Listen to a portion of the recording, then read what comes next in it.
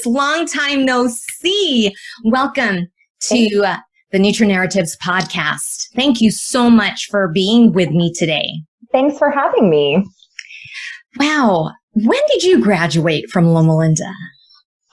When did I graduate or when did you last see me? Okay, you know what? Why don't you answer both? I left Loma Linda in 2013, and I actually did not finish my graduation requirements until 2014. Oh, wow. Okay. Very cool. I don't know if I knew that, but very cool. I just knew that you finished. Yeah, there's a long story about how I didn't pass statistics, something like, it was a real downhill slide at the end there, Gigi. And then I left and I was like, I don't know about this. And I really lagged through an entire year of finishing one class to graduate. Man, but you did it. That is the moral of the story. You did it. Mm-hmm. Okay. So I haven't seen you in that long, at least 7 years. And right. So did you work right away after passing the RD exam? Gigi, I didn't even take the RD exam right away. Oh, that's right. That's right. So if you want to dial it back a little bit to before I came to Loma Linda, okay. I had worked. Take me all the way back where we need to go. Let's just go back to sweet little 2003 when I graduated high school. And I didn't go straight to college. I didn't come from one of those high schools or those families. And I took a job right out of high school doing low level, school, back office admin ops. Okay. And I worked in charter school, not like a traditional public school district, public charter school. And so I did that for years before I actually made it to Loma Linda. And I had just kind of, floated around in community college for a few years. I don't know what I'm doing with my life. Wow. I don't know what I'm doing with my life. And then at some point I was like, you know what? I just really want to talk about food. I just want to talk about food every day. Mm-hmm. And so it was like, well, what do you do for work if you want to talk about food? It's like, oh, you just go become a dietitian because chefs have to stay up too late. And I'm not about that life. I'm team morning person all the way. But how did you know about dietitians at that point in time, that existed? I don't even know, Gigi. I'm good. At least you knew. That's the main thing. You knew. At some point I was like, oh, so you just go be a dietitian. You can talk about food all the time. And, then because I'm, not bad at internet research, I learned all the horrors of, how hard it is to actually be a dietitian or get to be a dietitian, and didactic and coordinated programs, and the struggle of there's too many graduates for internships. And I didn't dare trust myself to graduate from a didactic program and be able to get an internship on my own. So Loma Linda was my closest coordinated program. Okay. So that's how I ended up at Loma Linda. And I enrolled in what was supposed to be 3 years of a BS MS. Mm-hmm. And then quickly realized that I was just a miserable, terrible student because I didn't like being in a classroom.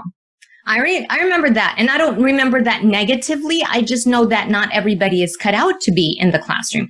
But yeah. I remember your struggle with that. Yeah, there was a lot to it. And I, coming from having worked full time my entire young adult life, yeah, to now not being able to work, or theoretically not being able to work because we were in school full time. And just, that was just not it. And, the staff were always really wonderful with me. All of my professors, God bless them. They were so good to me, even though I was so unhappy there. And so I left after 2 years instead of doing my BS. But the first opportunity I had to go do some sort of work, I took it. So first, Kendra was doing nutrition ed at Palm Springs Unified on a grant program. Oh. And so I took work out in Palm Springs Unified with Kendra. And I would drive out there 2 afternoons a week after work or after school, and do nutrition ed with the little kids in the low income elementary school, and just to have something to do that wasn't sitting in a classroom. Okay. Then in 2012, Crystal Geen hired me to work on the 6th International Congress for Vegetarian Nutrition with her. Oh, so that was the best thing that happened to me while I was there, because it really gave me something to do that wasn't being in school. And I was never Loma Linda really, at least in my cohort, really attracted like these real, like amazing, there were only women in my cohort, first of all, and they were all like very zealous students. And I've always been, which is a good thing. Right. But like, I've always been a solid, like bees make degrees kind of girl. So I didn't want to work that hard to sit in a classroom all day. And so it was like, saving grace to have something else to do. That was a great experience. But, by the time that was over and I did my last rotations and I was just slugging through my last, quarter of classes, I was done. Like I was over it and I didn't want to do this anymore. And so I hear you. I know. So I dropped out after what was supposed to be the end of my BS. And I was just like, this ain't it. And we were in a clinical program. I was like, there is just no way. By the end, I was like, there is no way I'm going to work in a hospital. Like that's. Yeah. And that's no way. Mm-hmm. And, I always say different strokes for different folks. And that clearly wasn't you, which I acknowledge. And I was okay with you not having that passion for it. Oh, and all of the staff were super supportive. Like none of my professors were unsupportive about any of those things. And it was just like, what do I do now? So I basically went running home back to charter school administration in 2013 when I left. And they were like, what we really need is Medi-Cal programs. We need Medi-Cal programs. Can you start Medi-Cal programs for us? Because like Medi-Cal, Medicaid pays for services that traditional schools normally offer, like speech therapy, occupational therapy, health assessments. Those kinds of things get paid for, whether you get them from a doctor or you get them at your school. So your school can participate in Medi-Cal and get reimbursement from Medi-Cal to put back into student services. And I work with a large network of charter schools. So it's very common to have people that have like multiple charters, especially when they're non-classroom based, and they might stretch across, like mine stretch across multiple counties. Okay. And they all look kind of different. It's an interesting world. But when you have like several of them and they're big, you have a little bit more, buy-in on those programs. If you have less than 10,000 kids, Medi-Cal programs aren't necessarily that big a reward for what goes into them. Wow. But a lot of kids, the effort is worth it because, we might bring in, over $100,000 a year in reimbursements just for Medi-Cal. Wow. So went running home, was like, yeah, I can do that. So I started Medi-Cal programs for a couple of years. And I, in 2014, finally finished that. It had to have been like statistics or something, like something really gross. And, Holly, I love that your sense of humor has not left. It's still there. Holly is still Holly. I'm just like wildly honest about that. No, it's fine. It's good. That's what I like. So that was probably spring 2014. And I was like, no, that's it. We're done. We're like, it's enough that I finished. And then I just really sat on it and it took me a while and I was like, fine, I guess I'll take the RD exam. And I didn't want to, and I didn't study. Oh, you didn't study? Not really. Like Gene Inman, what? I've never done the Gene Inman review. I was just like, I think I bought a used set of flashcards online and like looked at them a couple of times and then just went and took the test. It's embarrassing. And I did well. Like, oh, wow. Wow. You did not. Okay, wait a minute. I need to record this. You did not study for the RD exam. Not like I should have. Not like I should have. And all I had was a set of flashcards. Like, no. And did you feel comfortable taking it? Like, what were your thoughts as you were taking it? I felt okay. I was like, this is not, maybe if I had done any of the other options for studying for this exam, I might have been more like comfortable with the format. But, okay. There were things that I felt like I understood really well. And even, a year after I had stopped doing this content at school. So, yeah. I don't know how smart you are. You just don't give yourself enough credit for that. Oh, no, I know I'm smart, but I also can take a test pretty well when it's, like multiple choice standardized. Like I can read a test is what I'm convinced of. I did it again later on. But of all the years that I've been working, you are the first person that has said that you did not study for that big test. Not like I should have. Like, just a deck of used flashcards and some doubts. But yeah. Wow. I scored like I think it was a 30. It was a decent score. And it's like, it's either That's like a great score. you do well enough that it like shuts off or you get more questions. Yes, no, exactly. It was done. Like we were done. This is over. Like you can go home now. Yeah. That's a really good score. I know they go by raw score, so I don't even quite know, but that's incredibly amazing. Yeah, I think it was a 30 because I remember sending a picture of it to Cindy Cush and being like, oh. And she's like, wow. She was very proud. And so, and then I proceeded to still not be do anything in dietetics. Oh, and I was like, you know what I'll do is I'll just get a master's in anything else. Like, okay. Uh-huh. And, because you were thinking online, right? By that time. Yes. And I had done, like, before I made it to Loma Linda, like most of my transfer prereqs, I had done most of those online. Like, I'm very happy being like, an individual learner. Mm-hmm. I'm just very happy to like consume that information and do something with it.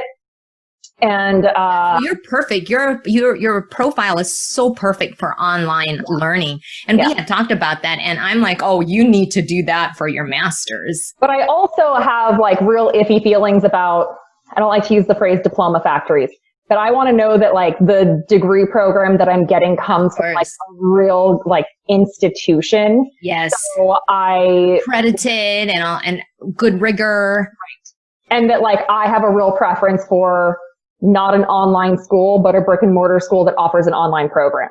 Got it. Okay. So I actually did my master's at the University of Alabama. Never have been to Alabama in my life. Uh-huh.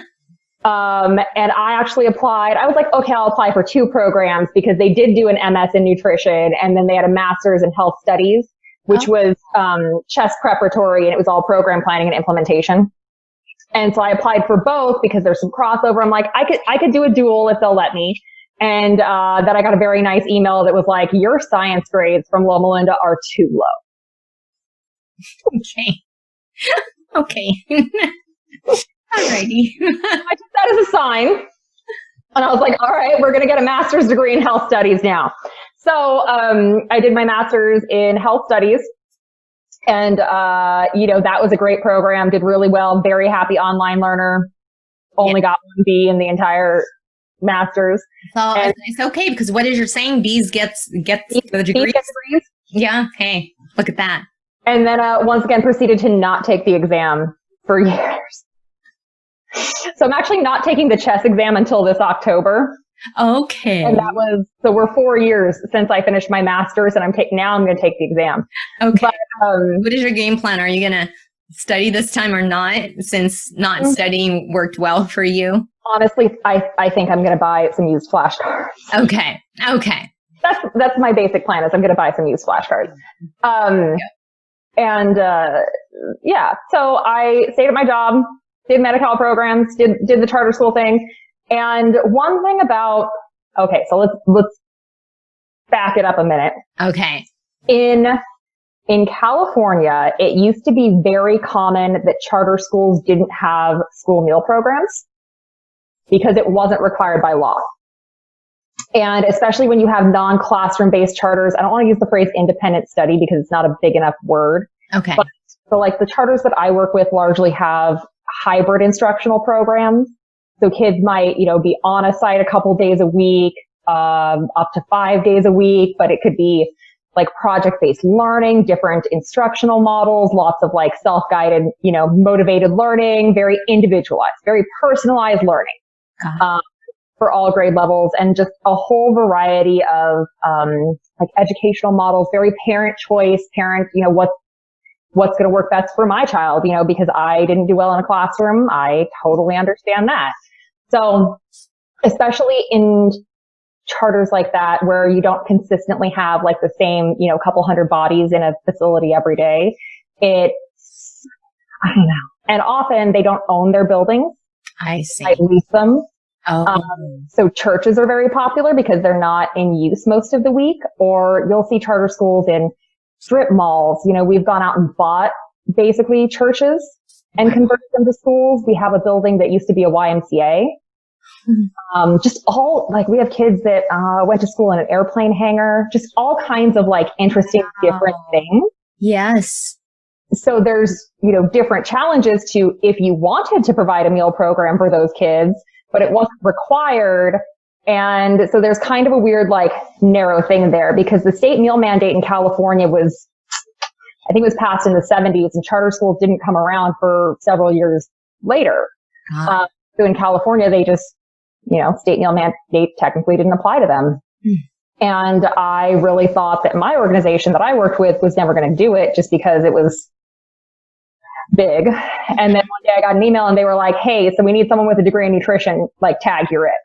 Because the USDA instituted some new requirements for food service directors, like somebody someplace like had gotten, I don't know, like the owner of a building tried to bribe us into renewing our lease or something by saying like, I'll convert this room into a kitchen if you stay.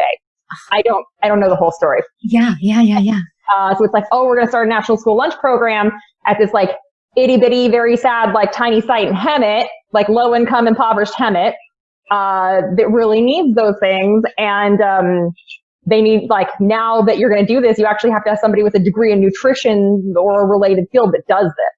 Because so that was legislated. I mean, it was like, it became a rule. It became a law. So I think it was 2015, the USDA, which is who like originally governed school meal programs, instituted new hiring standards for directors. So it's like, depending on the size of your enrollment in your quote unquote district or your local education agency, like the requirements get bigger and bigger for what you have to have in a director. Okay. So, I mean, if you've got less than 500 kids, anybody that's like looked at a meal program and, maybe did a couple of community college courses can be your director, but you get up to like 10,000 kids and they want you to have somebody with a degree in nutrition or a related field or at least a lot of experience, some sort of combination there. So somebody was like, let's just shake the bush and see what we have on staff. And Holly fell out. Okay. But you were already working for that particular institution. Yeah. Okay. You were already there. And then they said, and they were like, now we're going to do meal programs. So you should come do this because we don't got anyone else. Yeah. You were at the right place at the right time. Right. And, compared to like a district, somebody that does my job as a food service director in a district, they walk into a district and it's been doing food service its entire existence. They don't have to start like a district from scratch in all of this accountability and this bureaucracy of the California Department of Ed and the USDA and like all these bells and whistles and hoops to jump through. And so it's like literally starting a district of school food service from scratch. Oh my goodness. I'm like, wow. Holly. Oh, wow. It's like, we're charter schools and things are different and they look different and the sites are different and they're very weird and like this is weird and like, so, the kids aren't here all the time and there's all these little weird things. And it's like, so very quickly having to figure out like, what are the rules in these weird situations that most people don't have to deal with? Yeah. Like if you only have a site that's open 3 days a week, what are the requirements for a menu when the kids are only there 3 days a week compared to like a week-long menu? Got it. Oof, wow. Oh my God. Yeah, to make those decisions or come up with that plan. Yeah. So we went from, that was 2017. That was spring 2017. So this has not been going on long, my new Gigi. Yeah. Wow. No. Yeah. Okay. I got like, one tiny site with one tiny kitchen. The next fall I had 3 sites with 3 kitchens. I had 3 sites with kitchens and one that I contracted the district to provide the meals for. So it's like, this district's going to deliver. Like I got 3 kitchens over here. I got, these many employees and like, okay, we're holding it down. And then, by a year from then, it was like, now we're up to 10. And it's not all what? Okay, well, if the district can bring me food on a van, I can move food around on a van because the vast majority of my sites do not have kitchens, are not going to have kitchens, and we don't own them, so we're not building kitchens. Ah, yeah. And it's like, all right, if the district can do it, I can do it. So now we're just going to move food all over, Riverside County. Oh, my God. Amazing. And I have sites right now in 4 counties. Compared to like counties. 4 counties, I have sites. And, if I'm the director of Redlands, Betty Crocker, all of her sites are in like this big of an area, and I got sites in 4 counties. So like I got a site, Gigi, I have a site in Chula Vista. I have a site in Indio. Like, wow. Like that's the spread. Yeah. Okay, wait, Holly, you just got to pause. They made you director. Mm-hmm. You're going to be a director now. Like somebody's got to wear that hat. And like, that's one thing in charter schools, they're not normally big districts. And so it's very common that somebody is going to wear multiple hats. Like you're going to absorb multiple responsibilities because, we're not big enough to have enough people to absorb these little things. Right. But, within a year, like this was all I did. Like this was all I did was start meal programs, figure out how to do more meal programs, figure out how to go from just doing lunch to doing breakfast and lunch to adding another site to how many meals can you serve a day? Like how do we get into eligibility programs where the kids don't have to pay for their meals, any of them, because that's a big deal. Like very, very strategic, like program planning and implementation about like, how do I like get the best out of my limited resources to like spread the most I can across my sites. Holly, but was this even like something you were even interested in way back in the day? I mean, how does this play into your heart? Like your heart as you're there now. And it's just so incredible how you're just running it. Oh, I was meant to do it. I was absolutely meant to do it. But, and really like when we were at school and we were doing rotations, school district. And I remember making a deal with Dr. Taylor, like, you're 10 weeks, second year, you're supposed to spend in clinical 10 weeks straight. And I was like, no, we can't do this. Like, I cannot spend 10 weeks in a hospital. Please do not make me do this. And so, I was like, I just can't, like, I will just shrivel up and die if I have to look at one more motorcycle accident. So, we made a deal and she let me do 5 weeks clinical and 5 more weeks of school administration because that was really like my comfort zone of like, I'm familiar with school administration. I'm familiar with schools. Like, let me just hang out there. And that's a great place to be. Got it. It was my preference. And there had been a hot minute before this happened that I entertained the idea of going like for a district job. But it was so hard because I'm used to this, I'm used to charter. I'm used to it being weird. I'm used to it being different. Like, and district just sounds so boring. It just sounds so boring. And I say that with so much respect to like my preceptors, because now like some of them are my peers and it's like, it sounds so boring. And they like, I don't have a union to deal with. Like my school is non-unionized. Like I don't. Oh, got it. There's just things that I don't have to, like, I have all this weird stuff and I have these other problems and I have fewer resources, but there's things I don't have to deal with. Like I don't have to deal with a union. I don't have to worry about, like your traditional districts have a whole bunch of little women that work like 3 hours a day. And like they come in and out like 3 hours a day. You might have to work 10 or 15 years to get up to a 6-hour position in a school district cafeteria just as a cafeteria worker. Amazing. I did not know that. It takes like a lot of management and, potentially they're not as invested in their jobs because they only work 3 hours a day. And if they don't turn up to work, the union protects them because you can't fire them if they don't come to work. Like it's a different system and it sounds exhausting. I didn't want to do it. So for my staff, all but 2 of my staff work at least 6 hours a day. Wow. Like they turn up in the morning, they spend the entire day in a kitchen or like start in the kitchen, do delivery, come back to the kitchen. They get like full-time benefits.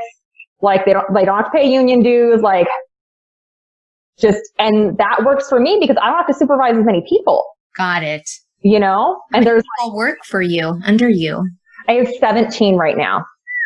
That's a lot. Yeah.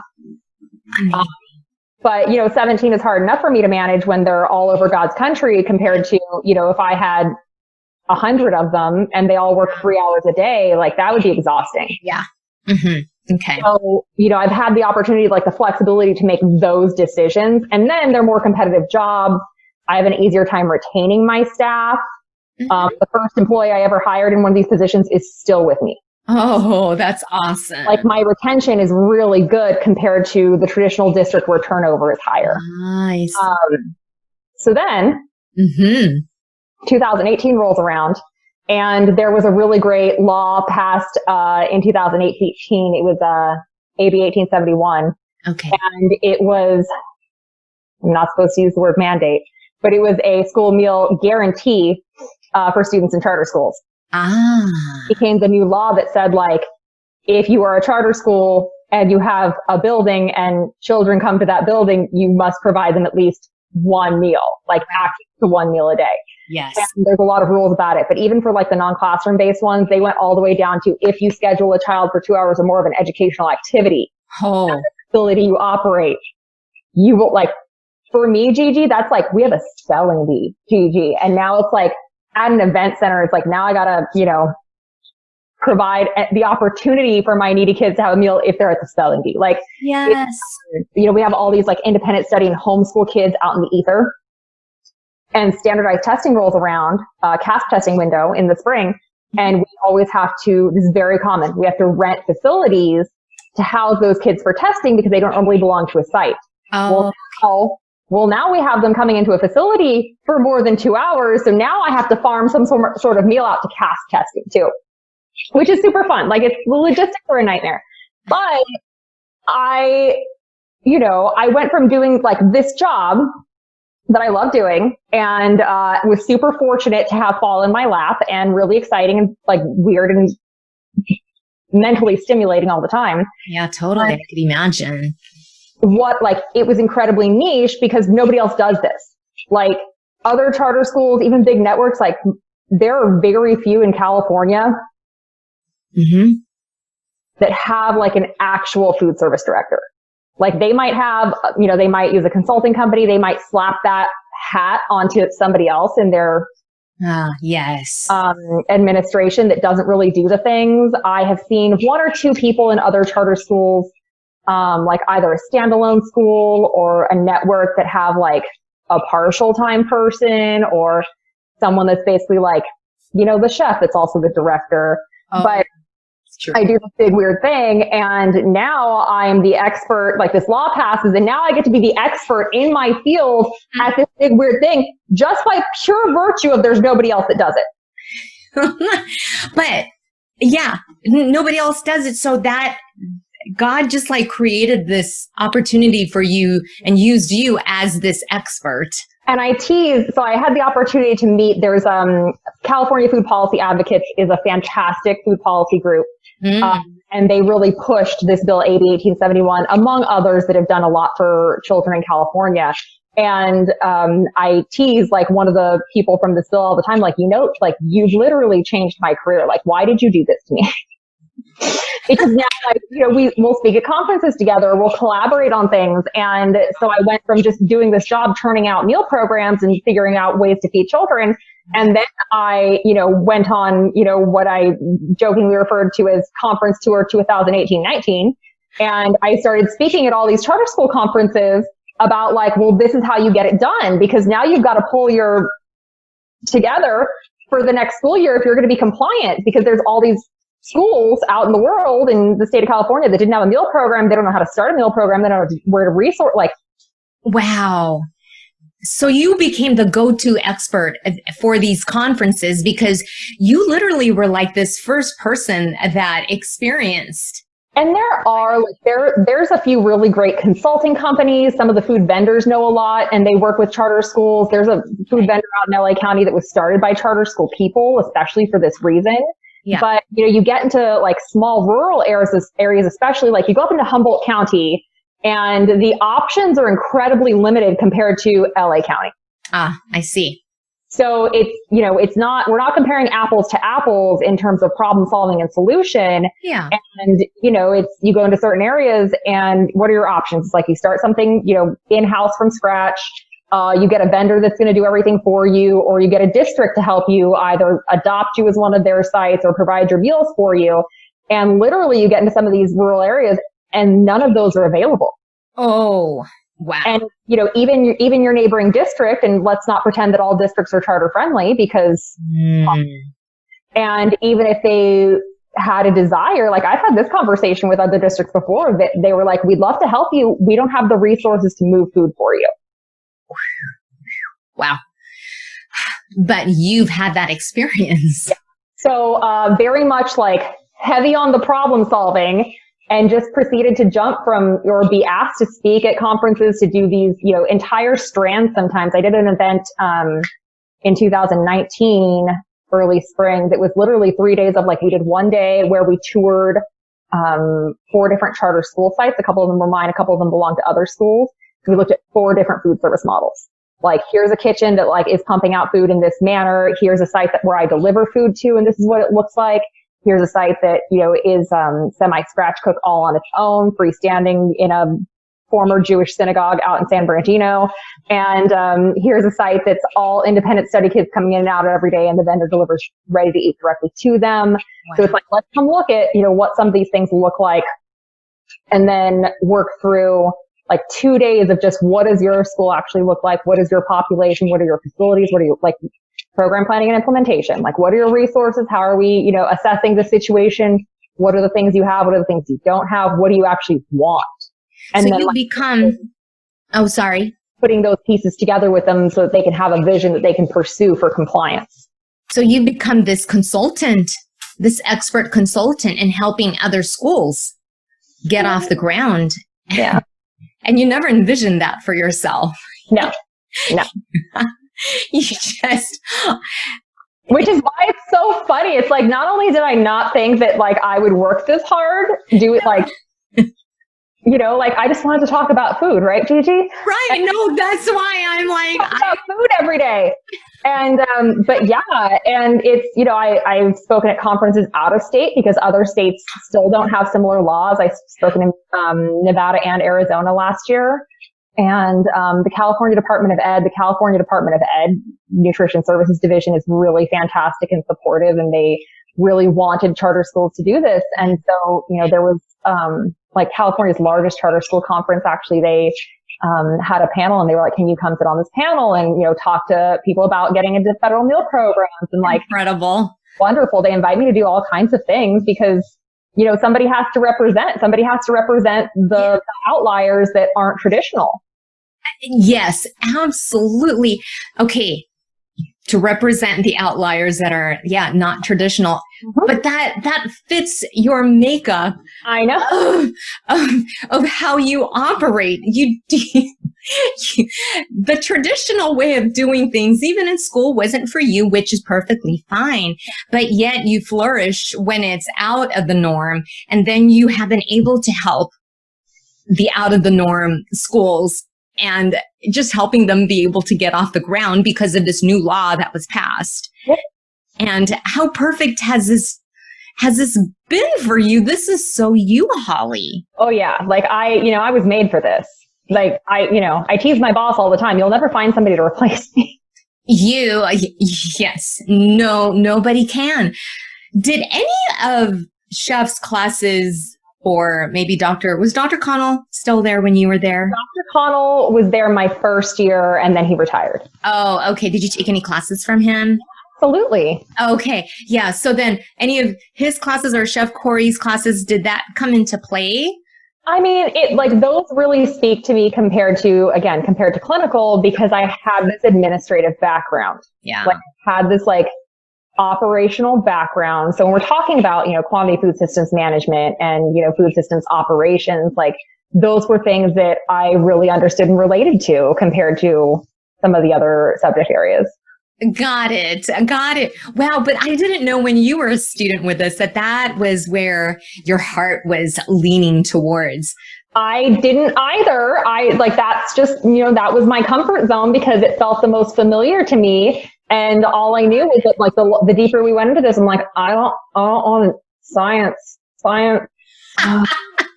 So much science, and Martina Carina is the most precious woman in the entire world. And we're I don't want to take any more science classes. Yes, I'm sure it was painful, which I know the agony that you went through. And despite all those classes that were so painful, I know, I get it. You have still been this incredible dietitian that came out of all this. You did what you had to do. Yeah. And I have no regrets about it. It was clearly everything happened the way it was supposed to. Right. And I mean, because that was the last basically of when we were communicating. I knew you were like, I just can't do my master's online. So I can't do it here. I've got to do it online.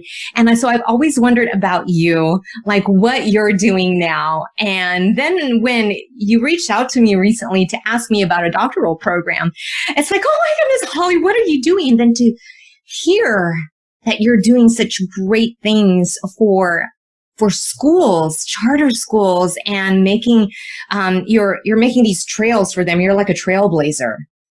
Oh my goodness. It's so incredible that you hung in there. You didn't give up. Yeah. And you almost didn't want to just. Oh no. I was just so disenchanted. I was like, I'm never going to do this. I'm never going to work in food ever. So then, go on. You'll find this funny. There's like a certification, like a certification for school food service directors, school nutrition specialists. And when you've done, school food administration for a couple of years, you have the right qualifications, you can sit for this exam. Oh. So of course, I was like, that's the thing I should do so that the other districts will take me seriously, because they're all like, oh, like little charter school, like, but it's a thing. Like compared to a traditional district, if you want people to take you seriously, sometimes you really have to worry about the letters that come after your name and your email signature. Okay. And yeah. And so I was like, I'll take the SNS Credential Exam. Like, I'll just go do that. And so I did that in October of 2018. And I still should have studied for that. I bought a book. And I looked at somebody else's flashcards online on one of those, software systems that you build flashcards on. And I read the first chapter of the book and then I gave up. So I caught the history part about why we have school meal programs, and then it was all over. And so they give you, I think they give you 4 hours for this exam, and you have to sit for it. It's multiple choice, but you sit in a big room with people. It's not computerized. And I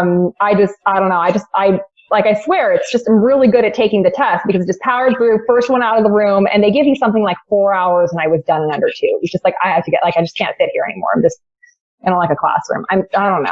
So and I passed. So I think I'm going to take the chest exam in October. I'm like, I don't know if I'm studying. I think what works best for you is really not to study. I mean, you're on this streak of not having to study and do really well. Congrats on that too, on the SNS. So I'm ignorant. Can you please tell me? I mean, I can guess what SNS stands for, but can you tell us what SNS stands for? School nutrition specialist. So it's like the certification of doing this job. Yeah. And nobody really requires that you do it. Some job descriptions for school food service directors will be like, this is preferred.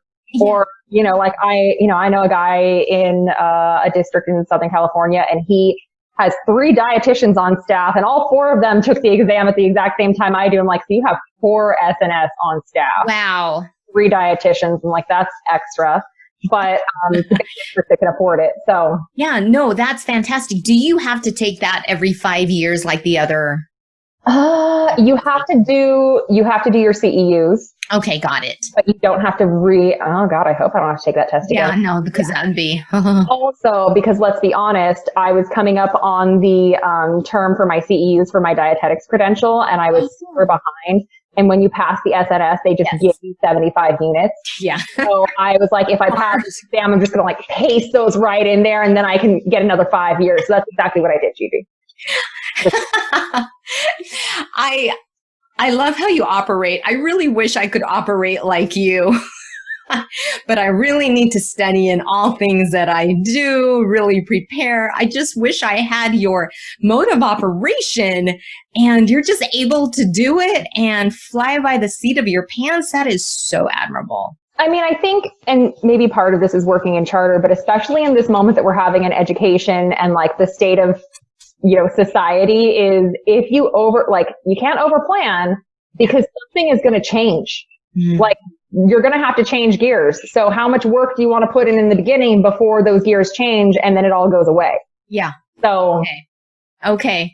That is excellent to keep in mind for sure, because when that law was passed, you had to switch gears like 360 degrees and you got on it and you didn't hesitate.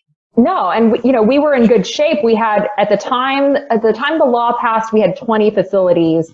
10 of them had meal programs. So by the time the school year ended and the school year began, I had to make the jump from the last day of school. We had 10 sites with meal programs. And the first day of school, we had 20 sites with meal programs. Oh, doubled. Yeah. Oh, mercy. Yeah. And those were just mine. Like that didn't account for, everybody else's hand who I was holding. Incredible. You just went forward with it and you said, that's what we have to do. We have all of these kids that we need to take care of. And I think your passion for children too just also came through in order for you to serve. Mm-hmm. So Holly, I know you love to talk about food. And I'm grateful for what you're doing for the children, which is great. And I just want to switch gears. And what are your 3 favorite, or just what are the things that you do for you to take care of you nutritionally? Okay. So I know this is like really hairy in the dietetics field, but I'm very much like team intuitive eating. So I'm a firm believer and I eat whatever I want. Okay. Whatever it is that like tickles my fancy that I'm like, oh, that's what I really want to eat is what I will eat. And by and large, I am growing a lot of stuff that I like, which I think really helps. Yeah. I've got like 9 varieties of tomatoes growing outside. Oh my goodness. Amazing. It's ridiculous. Like multiple, like winter squash, 3-4 types of melons, like strawberries, like there's a lot happening outside, like more than I can eat. I get to feed my friends. But nice. So, because I think part of it's easier because I'm growing stuff at home and it's always there and it's abundant and I just have a lot to play with. Yes. That makes it easy, but I'm a firm believer that it's like, if you're paying attention, like you'll know what it is you want or need. Right. Much like in life. And I, then eat that. Mm-hmm. Perfect. So, yeah. Okay. That team. Excellent. I like that team. I'm not a fan of rules, but I will admit that like number 2 would be hard, fast, manage my caffeine intake. Okay. At least manage. Manage is good. It's not, I love coffee. Yeah. And being on the intuitive team, yes. But, I'm team morning person. I do not like staying up late. I don't, I am prone to anxiety. That's a long history. And I know it will just like make me worse. And it's, I've been working like literally right here on my kitchen counter for 4 months because I got kicked out of my office when we quarantined. And I actually think this is where I'll be working for the rest of the school year. So it's really convenient to like, make myself all the coffee I want all day long. And, or, when I'm driving across 2 counties to go to sites, like drive through Starbucks is the most convenient place to get something to eat and drink if I didn't bring anything with me. So it's like very hard, fast, like manage my caffeine intake for my own good. Okay. But manage is a key word. So manage. Yeah. Mm-hmm. I like that. Realistic. Mm-hmm. Okay. And then number 3. Not sure I have a number 3. No, it's okay. I might not have a number 3. And you don't need a number 3. Oh, you know what? No, I've got a number 3. Oh, you do? Okay. I unapologetically do not eat anything I don't want to. Oh, I love that one. Apologetically. And like, I am fortunate that, my friends, like my social group, my people, like yes, people in my life, like we're very comfortable with that. Like nobody eats anything they don't want to. Like, and we're not like polite is like, why are we being polite about it? Mm-hmm. Like, it's not a lack of love or appreciation or respect. It's like, if you don't want to eat that thing, don't eat that thing. I love that. I also see eye to eye with you on that because these past few years, I've just refused to also eat things that If it's not pleasant, if it's not enjoyable, I'm not going to force feed myself that. And exactly, you just feel so much freer that way, and you just enjoy life that way. So I love that one so much. Those are great. And so, do you have any advice for just anybody, whether they be a dietetic student or currently a dietitian in transition of what they want to do in life, or just anybody who's just trying to figure out life? I know that you've gone through so much with your maneuvering the different roadblocks or what have you. You've come out such a winner. What's that saying? Is it, don't let perfect be the enemy of good? Ooh. That like, you know, if we're striving for perfection all the time, like you're going to miss something that is worthwhile enough. And like, how much are we devoted to perfection? But also that, you know, I am very, you know, some like good enough. But I also think it's okay to change your mind. Like just because you've committed, you've made commitments and, you know, you've said you're going to do these things, does not mean you have to tie your entire life to it if you realize that it's not it. Yes. And if we're paying attention, sometimes we find those things out. But it's all opportunity. It's all opportunity. Changing your mind is an opportunity, realizing that maybe you're, you know, not quite on the right path or that you want to be on a different path. Like pay attention and, you know, realize if it doesn't feel right, don't, you know, assess the situation. Do you really have to keep doing this because something else might be waiting for you? Beautiful. And that's what you did. Yeah. That's the game plan that you went with. Yeah. And look where you are now. Oh my goodness. So incredible. I mean, you can old teacher here is so happy seeing like where you're at. I just, you know, you can be different. You can be unconventional and still do fantastic things. So absolutely, for sure. How can those who are listening connect with you if they just want to just say, you know, well, maybe those in the charter schools and they just want to, you know, get more information as to what they need to do. Any dietetic student or. You have my work email if you want to put it in the description. Yes. Because that's the best way to get me. And this was the first school year that I had, that I was a preceptor. Oh, okay. And I had two, dietetic interns when, like at the moment that quarantine happened, that like we had to tease out the rest of their internship remotely. And then I have a student, this is really funny, that's actually doing her MS in nutrition online at the University of Alabama. So I didn't get into. And she found me on like the preceptor registry or the database. And I oversee some of her coursework that requires supervision. Okay.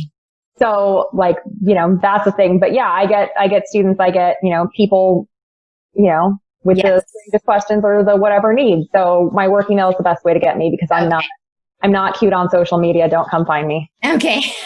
I will put your email address on the description and the show notes. So in both places.